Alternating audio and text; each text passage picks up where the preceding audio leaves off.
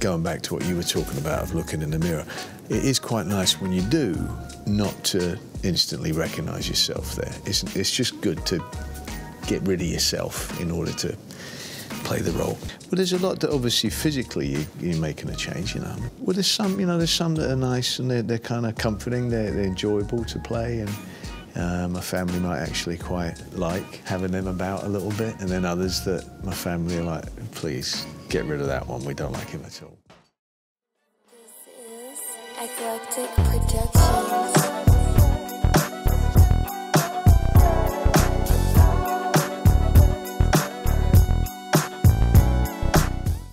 Alors, dans une vidéo récente, j'ai fait référence au fait que ceux qui étaient abonnés à cette chaîne étaient là de leur plein gré et que personne n'était là contre sa volonté. Et il y a eu pas mal de réponses par rapport au fait que non seulement certains étaient effectivement en captivité, mais qu'en plus de ça, les conditions étaient déplorables. Alors donc, soi-disant, vous n'avez pas le droit de voir la lumière du jour? Ou encore, je vous nourris avec 4 glaçons par jour? Donc, je dis pas que ces accusations sont vraies, mais si jamais elles l'étaient, considérez qu'à partir de cette vidéo, vous êtes rétrogradé à 2 glaçons par jour.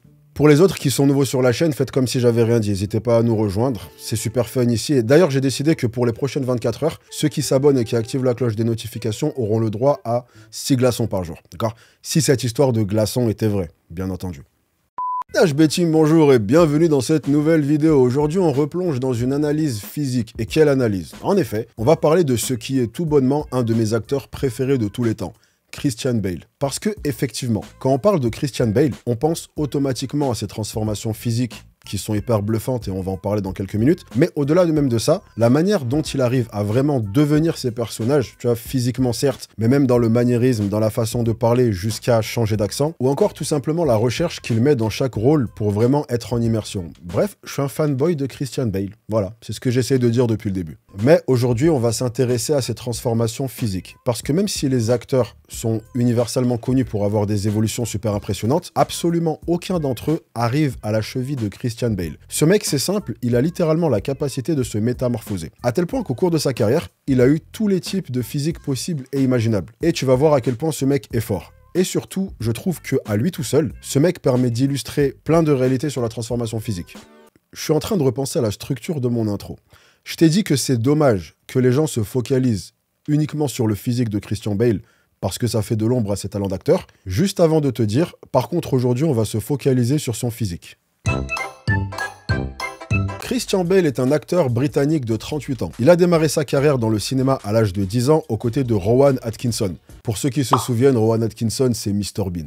Mais il est vraiment révélé au grand public en 2000. D'abord avec le film Shaft, mais surtout, et là c'est l'explosion, avec le chef-d'œuvre American Psycho, qui est un de mes films préférés de tous les temps d'ailleurs. Et en fait, c'est bien de commencer par là, parce que c'est sa première grosse transformation. En fait, de base, Christian Bale avait un physique qu'on pourrait qualifier d'athlétique. Rien de bluffant, mais un physique de mec qui fait du sport. Puis, en 2000, pour American Psycho, il a commencé à s'entraîner comme un taré pour avoir le physique qu'il fallait. D'autant plus qu'il était pas sûr d'avoir le rôle. À la base, ça se jouait entre lui et Leonardo DiCaprio, mais la balance penchait plus pour DiCaprio, comme il était plus connu. Mais Christian Bale était tellement décidé à faire ce film qu'il a quand même décidé de tout donner pour le préparer. Il a refusé toutes les autres propositions et ça a fini par payer. Parce que finalement, DiCaprio a préféré tourner le film La Plage et donc il a mis un plan à American Psycho. Et donc Christian Bale a eu le rôle. Et là, le physique qu'il a affiché était vraiment esthétique. Surtout vu son point de départ. Pour beaucoup, c'est d'ailleurs le meilleur physique qu'il a eu de sa vie. D'accord, il était ni massif, ni quoi que ce soit, mais il était super tracé, tout était à sa place. Bref, une première transformation super convaincante. Malheureusement, il n'a pas gardé son physique longtemps, et lors de son rôle suivant, à savoir Laurel Canyon, il avait un physique beaucoup plus relâché. Ça d'ailleurs, on va en reparler à la fin. Mais en 2002, il a tourné 2 films presque à la suite, à savoir Reign of Fire et Equilibrium, et là, il est revenu à un top niveau. Pas aussi tracé que dans American Psycho, mais plus massif. Sachant que d'après ses aveux, retrouver une masse musculaire à ce moment-là lui avait demandé beaucoup moins d'efforts que la première fois. Ça aussi, on va en parler après, ajoute-le à la liste. On va faire une liste de tous les trucs qu'on doit voir après, d'accord? Comme je t'ai dit, il y a beaucoup de choses à tirer de ce mec. Bref, on continue. On est maintenant en 2004. Et en 2004, on assiste à ce qui est, selon moi, la transformation la plus choquante qu'un acteur ait fait pour un film. Mais pas choquante dans le sens où il est arrivé avec des gros pecs et des abdos découpés au laser, non, c'est même l'inverse. Le film en question s'appelle The Machinist. Dans ce film, il joue un mécanicien insomniaque et pour pouvoir jouer ce rôle, il a perdu 30 kilos.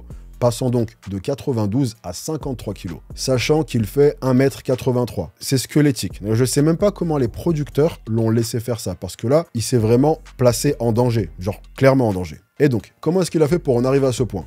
Simple, son alimentation journalière consistait à boire de l'eau, manger une boîte de thon, une pomme, boire du café et boire du whisky. Et je vais t'épargner le calcul, il mangeait 260 calories par jour. Et ça a forcément eu un impact. Il était incapable de dormir plus de 2 heures par nuit, il avait du mal à marcher tellement les muscles de ses jambes étaient atrophiés. Et un truc marrant par rapport à ce rôle, c'est que quand il en parle aujourd'hui, il explique qu'à l'époque, il n'était pas satisfait parce qu'il aurait pu descendre encore plus. Comment tu descends encore plus que 53 kg pour 1m83? Il n'y a plus rien à descendre à ce moment-là. Ça aussi, ajoute-le à la liste. Mais aussi bluffante cette transformation soit-elle, le plus bluffant était encore à venir. En fait, depuis plusieurs mois, Christian Bale était prévu pour jouer le rôle de Batman. Sauf que, en voyant comment il était devenu, les producteurs lui avaient dit qu'il ne pourrait plus faire le rôle, sachant que le tournage commençait à peine 6 mois plus tard. Il leur a dit « Vous inquiétez pas, je peux reprendre du poids ». Et ils lui ont répondu « Non, mais là, faut vraiment que tu reprennes autant de poids que possible ». Et ils auraient vraiment pas dû lui dire ça, parce que lui, il les a pris au mot. Il a fait une prise de masse de l'espace. Et en l'espace de 6 mois, non seulement il était revenu à son poids de base, mais il l'a même largement dépassé. Arrivé au moment de tourner le film, il avait repris plus de 50 kilos et pesait maintenant 110 kilos. Ah là, ils ont plus eu peur qu'il soit trop maigre. Ironiquement, ils lui ont même dit qu'il était devenu trop lourd. Et ils l'ont d'ailleurs surnommé Fatman, d'accord, jeu de mots entre fat, qui veut dire gros, et Batman. Ah, ils ont de l'humour les producteurs, on se fend la miche. Et donc à la suite de ça, il a dû passer les premières semaines de tournage à perdre du poids pour finalement arriver à 90 kg. Mais le yo-yo ne s'arrête pas là. Prochain grand rôle, Rescue Down en 2006. Dans ce film, il joue un prisonnier de guerre pendant la guerre du Vietnam. Et donc, il a dû reperdre du poids pour jouer un mec qui crevait la dalle. Il est donc redescendu à près de 60 kg pour ce rôle. Donc 25 kg de moins que pour Batman. À la suite de ça, en parlant de Batman, il est ensuite parti tourner le deuxième volet, The Dark Knight, pour lequel il est de nouveau monté à 90 kg. Et bon, on va speeder un peu la cadence parce que le yo-yo continue pendant pas mal de temps. En 2010, il tourne le film The Fighter, dans lequel il doit jouer un boxeur accro à la drogue. Donc, encore une fois, il repère 10 kg. Puis, en 2012, rebelote. Troisième opus de Batman. Il redevient musclé. Puis, un an après le tournage de Batman, donc en 2013, qu'est-ce qui se passe à ton avis? T'allais dire il est redevenu, mais bravo. Non, tout l'inverse. 2013, c'est l'année où il tourne dans American Bluff. Et dans ce film, il a tout simplement le physique le plus gros de sa vie, à savoir 20 kilos de plus que lors du tournage de Batman. Mais pas 20 kilos de muscles. À ce moment-là, son alimentation, c'était exclusivement des burgers, des pizzas et des milkshakes. D'ailleurs, son poids a tellement explosé que ça lui a valu une hernie discale. Et alors ce poids-là, il le repère juste après pour jouer par exemple dans Exode l'année suivante. Mais il n'en a pas terminé avec les prises de poids. Un autre rôle assez marquant question poids, c'est celui où il incarne Dick Cheney dans le film Vice, qui est un autre film que j'adore. Dans ce rôle, il repasse encore la barre des 100 kilos. Ce qui est marrant, c'est que pour ce rôle, les producteurs l'avaient supplié de ne pas prendre de poids, en lui disant qu'il pouvait utiliser des prothèses et qu'il aurait l'air tout aussi gros. Mais c'est lui qui a insisté pour prendre du poids en disant qu'il avait besoin de vraiment habiter le rôle. Chose qui témoigne entre autres de à quel point c'est un super acteur. Tu vois, c'est un mec qui se jette corps et âme dans la préparation de ses rôles, y compris physiquement. Et donc même quand on lui propose de gruger avec du maquillage ou des effets, lui il préfère s'envoyer des Burger King. Bref, ce mec c'est un magicien. Et encore, j'ai vraiment abordé ses rôles les plus emblématiques et les plus marquants. Sinon je pourrais faire une vidéo de 2 heures sans problème. Regarde. Ça c'est tous ses rôles. Et je trouve que le parcours de Christian Bale montre à quel point le corps humain est capable d'accomplir des miracles. T'sais, on parle souvent de types de corps, les morphotypes. Et c'est assez impressionnant de voir que Christian Bale est passé par tous les types de corps, tous les morphotypes. Mais pas qu'une seule fois. C'est ça le plus ouf, c'est que lui, il a fait des allers-retours. Même si, bien entendu, toutes ces transformations, c'était pour un rôle dans un film, donc un certain physique qui devait atteindre à un certain instant T. C'est archi pas quelque chose que je dirais à quelqu'un de normal de faire. C'est plus anecdotique que quelque chose à prendre en exemple. Et avant de se quitter, souviens-toi qu'on avait mis 2-3 trucs dans la liste. Le premier truc qu'on a mis dans la liste, c'est qu'après son rôle dans American Psycho, qui est, je le rappelle, considéré comme son meilleur physique, il a eu un gros laisser-aller et une belle régression en prime. Et malheureusement, c'est assez représentatif du fait que tout ce qui vient vite et de façon agressive, ça a tendance à être éphémère. Tandis que tout ce qui s'obtient intelligemment et sur la durée, ça a beaucoup plus de chances de rester. Des transformations choquantes et rapides, t'en as beaucoup. Mais t'en as tout autant qui se cassent les dents juste après, tout simplement parce que les choses qu'ils ont mis en place sont pas tenables sur la durée. Quand il est question de transformation physique, c'est toujours plus intelligent de se dire qu'on va créer des habitudes de vie qu'on peut garder longtemps et surtout qu'on peut maintenir. Plutôt que se dire je vais foncer en plein dans un mur et prier pour que ça marche. Surtout là, vu qu'on est au début de l'année et que la plupart des gens choisissent l'approche du mur. Ça existe cette expression foncer dans un mur ou est-ce que je viens d'inventer un truc? Bref, deuxième chose. On a vu qu'après ça, pour Reign of Fire, il a repris sa musculature sans le moindre problème. Et effectivement, c'est un truc que j'ai pas mal observé avec pas mal de gens. C'est que lorsque tu as atteint un niveau, tu peux assez facilement le récupérer. Il est généralement plus facile de reprendre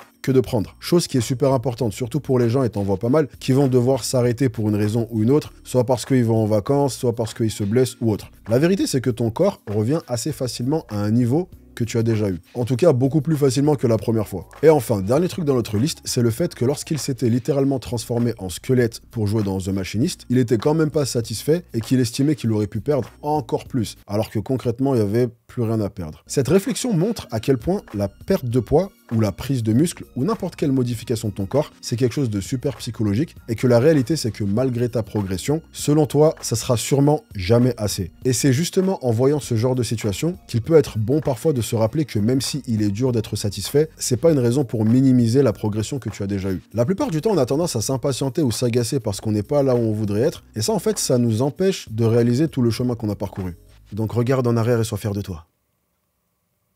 Oh là là, ce que c'était beau ça, tiens, je l'ajoute à ma liste celle-là. Pas pour la vidéo, ma liste pour le livre que je suis en train d'écrire. Je prépare un recueil de poèmes. Bon allez, je me casse, c'est assez d'émotions pour un premier jour de l'année. La team, n'hésitez pas à me dire ce que vous en avez pensé. De toute façon, vous êtes obligés de dire que c'est bien. C'est ça le souci quand t'es en captivité. Ah, et bien entendu, une excellente année à vous. Merci pour tout ce que vous m'apportez et on est reparti pour une autre année pleine de folie et pleine de sexy. Et surtout, quel meilleur moyen de vous souhaiter la nouvelle année que de vous remercier d'être resté avec moi pendant toute la vidéo. Vous êtes sexy comme Christian Bale quand il pèse 50 kilos.